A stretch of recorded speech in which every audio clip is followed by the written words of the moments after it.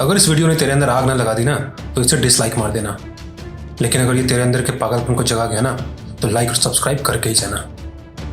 India में पहले गाड़ियां बिना किसी फॉरेन कंपनी की मदद के बनती नहीं थी, लेकिन एक इंसान था जिसने बिना किसी बाहरी मदद के इंडिया की सबसे पहली गाड़ी बनाने की सोची।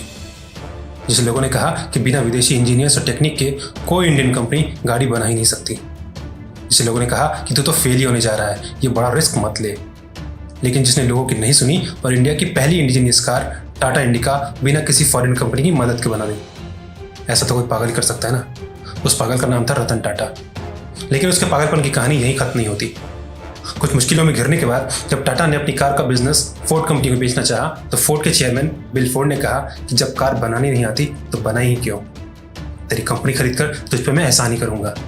रतन टाटा ने वो डील वहीं कैंसिल कर दी। कुछ दिनों में उन्होंने टाटा मोटर्स को ऐसी कंपनी बना दी कि टाटा ने फोर्ड की जैगुआर और लैंड रोवर दोनों कंपनी खरीद ली। इस डील के बाद उसी बिल फोर्ड ने, जिसने रतन टाटा को एहसान वाली बात सुनाई थी, कहा कि आपने हमारी कंपनी खरीद कर हम पे एहसान किया है। ये तो था रतन टाटा का पागलपन, जिसने टाटा को बुलंदियों तक पहुंचा दिया। जहां ये दुनिया गोरे रंग के पीछे भागती है, वहीं काले पतले से दिखने वाले एक इंसान ने सबको अपनी एक्टिंग का दीवाना बना दिया।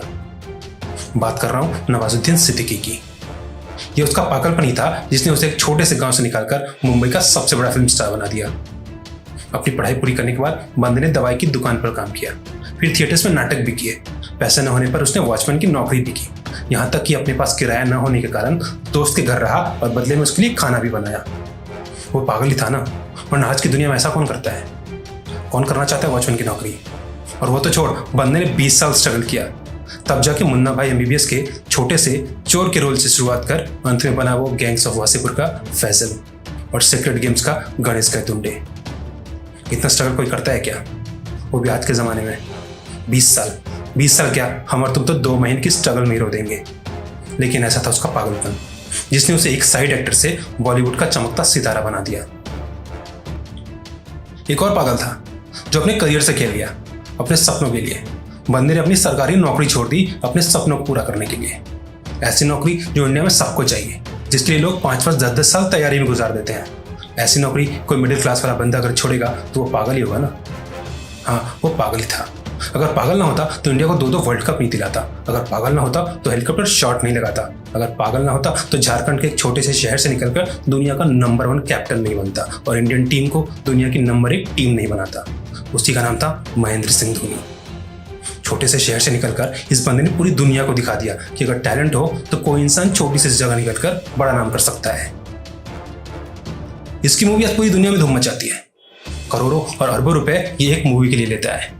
दुनिया जिसे आयरन मैन के नाम से जानती है और जिसका नाम है रॉबर्ट डाउनी जूनियर।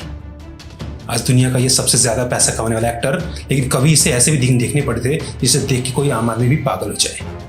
इसे ड्रग्स की आदत लग गई थी, जिस आदत की वजह से इसे कई बार जेल जाना पड़ा। इसकी बीवी ने इसे तलाक भी दे दिया और इसके बच्चे को अपने साथ ले गई। पूरी फिल्म इंडस्ट्री ने इसके साथ काम करना बंद कर दिया। फिल्मों के मिले हुए रोल इससे छिन गए। लेकिन इस फिल्मी दुनिया में इसने ऐसी धमाकेदार वापसी की कि इसके आगे डायरेक्टर्स की लाइन लग गई और ये हॉलीवुड में सबसे ज्यादा पैसे लेने वाला एक्टर बन गया।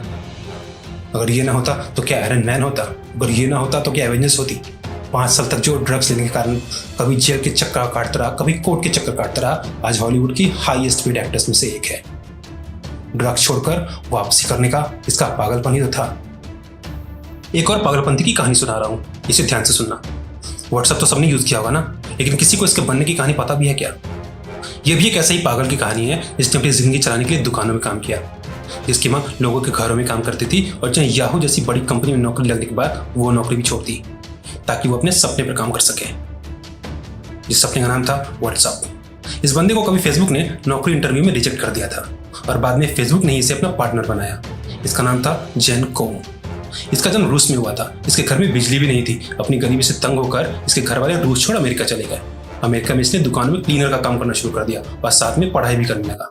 ये पुरानी इस्तेमाल की हुई किताबें बुक स्टोर से खरीद कर लाता और उनसे पढ़ाई करता। इस तरह से पढ़ाई कर उसने याहू जैसी बड़ी कंपनी में अपने दम पर नौकरी ली। यहीं उसे व्हाट्सएप बनाने का आइडिया आया और इसी सपने के लिए उसने याहू की अच्छी नौकरी छोड़ दी। ऐसा तो कोई पागल ही कर सकता है ना। नौकरी छोड़ने के बाद उसने अपनी पूरी मेहनत व्हाट्सएप को बनाने में लगा दी और मात्र 2 साल के अंदर उसने बना दिया इसे दुनिया का सबसे बड़ा मैसेजिंग ऐप। इन्वेस्टर्स और बड़ी बड़ी कंपनियों की लाइन लग गई इसे खरीदने के लिए। अंत में इसे फेसबुक ने $19 बिलियन में खरीदा। पुरानी किताबों से पढ़कर याहू की नौकरी छोड़ने और व्हाट्सएप जैसी कंपनी बनाना कोई पागल ही कर सकता है। तुम्हें कुछ पाना है तो तुम्हें भी पागलपंती दिखानी होगी। अपने सपनों के लिए पागल बन जाओ, जी जान से लग जाओ। सोचो कि जब ये लोग कर सकते हैं तो मैं क्यों नहीं। कभी भी हिम्मत हारने लगो तो ये वीडियो जरूर देख लेना या इसकी कहानियां जरूर याद करना, तुम्हें हिम्मत मिलेगी। मैं ऐसी और वीडियोस बनाऊंगा ताकि तुम्हें मोटिवेशन की आग जलती रहे। उन वीडियोस को देखने के लिए ये चैनल सब्सक्राइब जरूर करना, और साथ ही जो दोस्त हिम्मत हार रहे हैं उनको ये वीडियो जरूर दिखाना, उनके साथ ये शेयर करना। जाते जाते बस इतना कहूँगा कि हमें हिम्मत नहीं हारनी। दुनिया में जो चाहो मिलेगा, बस अपने को पागलों जैसी मेहनत करनी है। दुनिया में ऐसा कोई काम नहीं जो हमसे नहीं हो सकता, बस ज़रूरत है तो थोड़े पागलपन की।